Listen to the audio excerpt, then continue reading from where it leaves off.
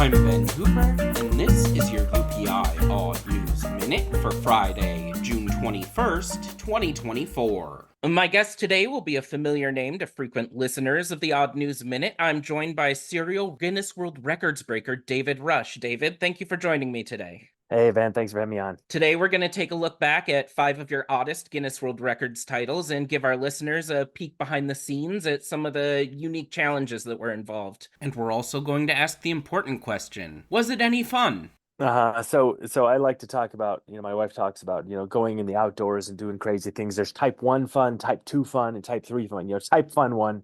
Type 1 fun is like, it's fun in the moment. It's fun while you're doing it. Type 2 fun is horrible while you're doing it, fun that you completed it afterwards. And then there's type 3 fun, which is no fun at all.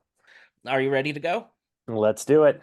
First up, the fastest time to drink 1 liter of lemon juice through a straw, 16.5 seconds. What was that like? That is awful. That is type 3 fun, which means no fun at all at any point during the process. No fun to practice, no fun during the attempt, and no fun during the throwing up after the attempt. About how long were you sick after that one? Well, it took me probably 30 seconds to a minute before I threw up. And this time, and actually that 16.5 seconds, I didn't throw up. I just had a stomach ache for about 24 hours, but I rebroke that one a few weeks ago, and I think it's down now close to sub 14 seconds. That time it was so fast, I threw up within a minute. And because I got so much of that lemon juice out of my stomach, I actually had a stomach ache for only a few hours versus a full day. Did Guinness World Records give you any rules about how long you have to hold it down before throwing it up? They don't. They say you've got to open your mouth and show that it is empty at the end of the record attempt. And at that point, you can shut off all the cameras, submit the evidence, and they never know. But because the attempt was over and I opened my mouth, it's officially over at that point. And so they'll award the record even if you throw up. Just got to get there, doesn't need to stay there. Apparently.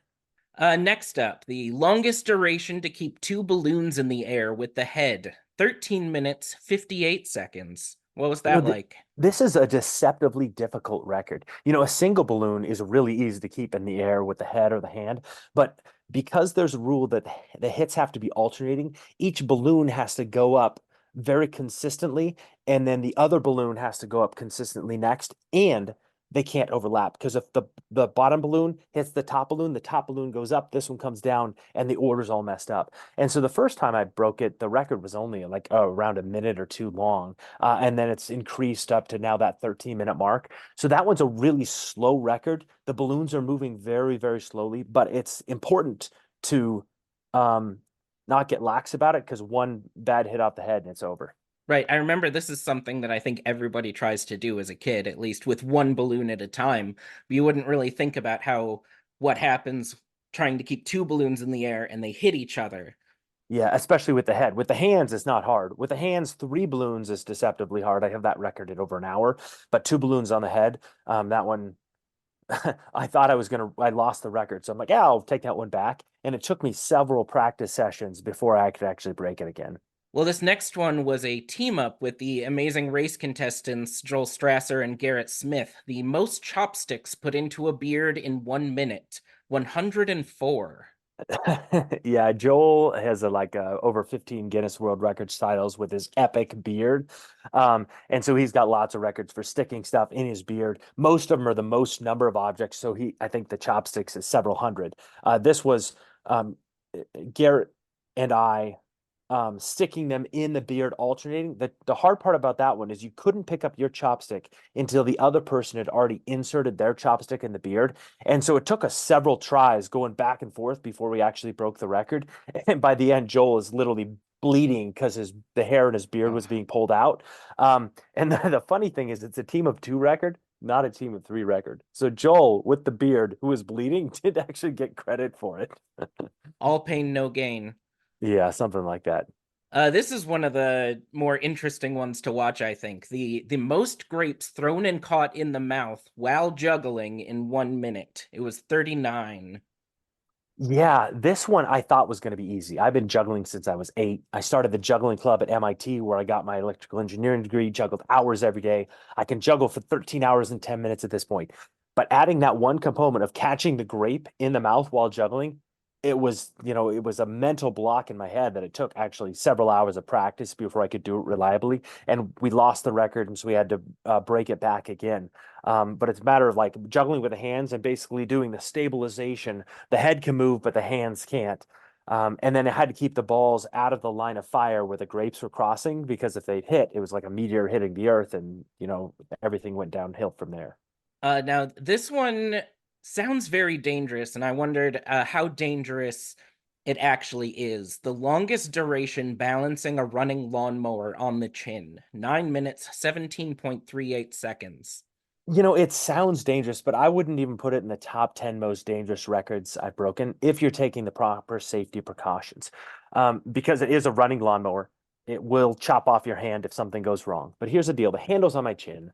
The blades are spinning up in the air, and there's no quick way for those blades to get from up in the air down to any part that can hit me. If it tips off, it's tipping away from me. And so basically the safety precaution is everybody else stay far away.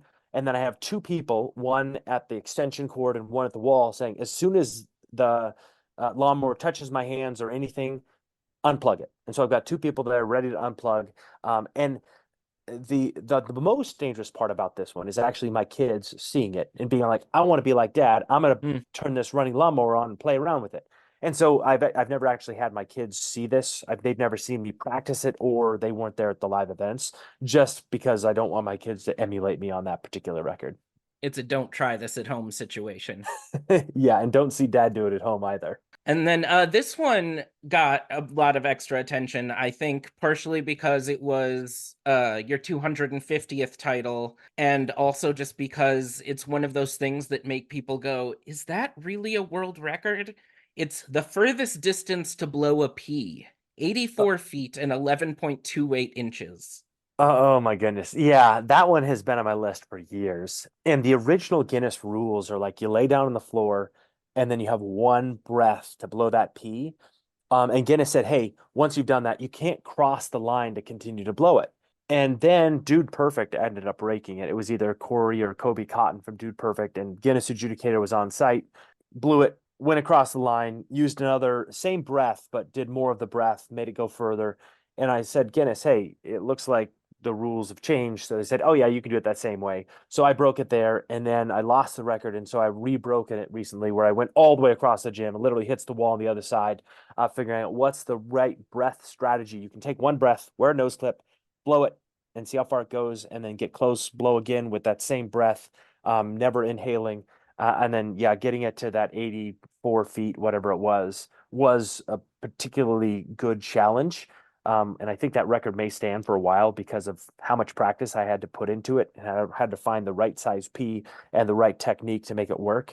And it is a ridiculous and odd record, but it was actually a lot of fun to do.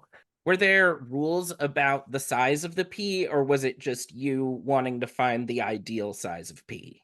Yeah, ideal size, and obviously round as well, because there's a lot of not exactly round peas, and they have to be fresh. They can't be like frozen or dehydrated or anything like that.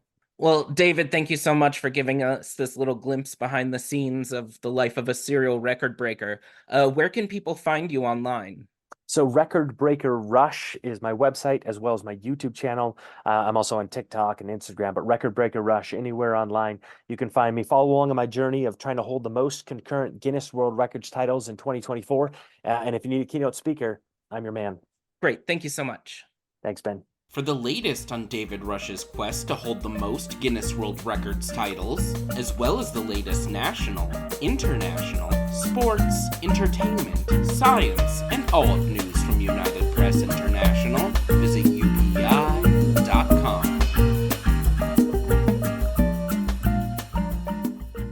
You mean this isn't a hit piece? I saved that for the third interview.